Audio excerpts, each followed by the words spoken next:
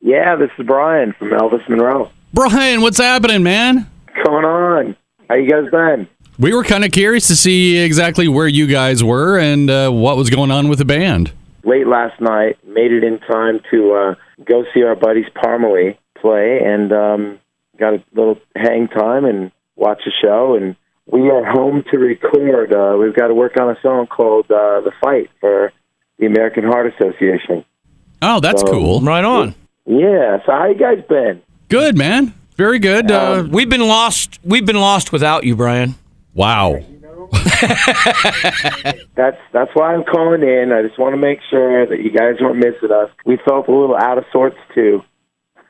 We had to get our Elvis Monroe fix in for the day. I appreciate it, man. We had a great time with you guys. I sent a bunch of folks over to your Newport show, Brian. Newport was awesome. We actually had a lot of fun, and we discovered that all the, sea lions? Right. Right there on the water. That was fun to see, too. So we had a good time. Did you have a chance to get up close to one? No, and Ben and I were talking about that. We were like, wonder how close we could get without getting eaten or smashed. I mean, they're not nice to each other. They are man-eating sea lions, yeah. Exactly. Let alone us. If you're ever really close to one, actually, it looks and smells much like my ex-mother-in-law. Wow. Just saying. We had some jokes ourselves, and I just won't say it over the air. That's probably for the best. So are you guys back in Vegas now? We're back in Las Vegas. Yeah, it was a great trip because we made a lot of new fans, and the Elvis Monroe Mafia was going, and we really had a good time at Roseburg. We were just talking about last night turning around and going back as soon as we can. We're talking about coming back around October time. Looking forward to that. Now, getting back to The Fight, how did you guys get involved with that project? It was crazy. I got a call from a guy named Brian Lindsay. He's a good friend of ours. And Brian is the GM of a hotel out here called the Red Rock. And it's Station Casinos. There's like 12 hotels here. And this guy has a hand in so many different things, and he's always giving back to the community. And he called me up and asked me if I would go to a luncheon that they were having. And I showed up to it.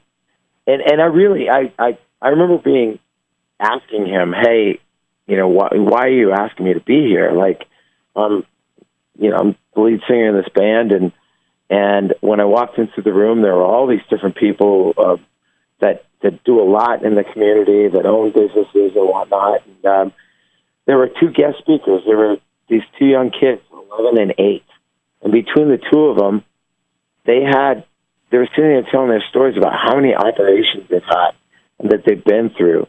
And I think it was 11 operations that these two brothers have been through. And the mom standing up there telling her story about, what she's been through as a mother and what the American Heart Association has done for them.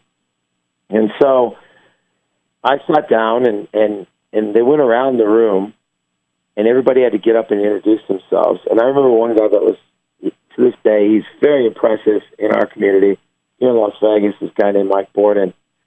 And but he was the one who gave the shortest little introduction of himself, but literally was the most impressive when I got to know him. But when they got to me, I got nervous, standing in front of all these people. I made everybody laugh and kind of said that I could stand up in front of thousands of people and sing my songs and not be nervous at all, but just introducing my name, and I'm sitting there just, shaking. When it ended, I found myself, you could go around and, talk to everybody. They were all coming to my table. And I look over at Brian, and Brian said, that's why I invited you here. He lip sat to me, and I just kind of smiled, and I said, I got an idea.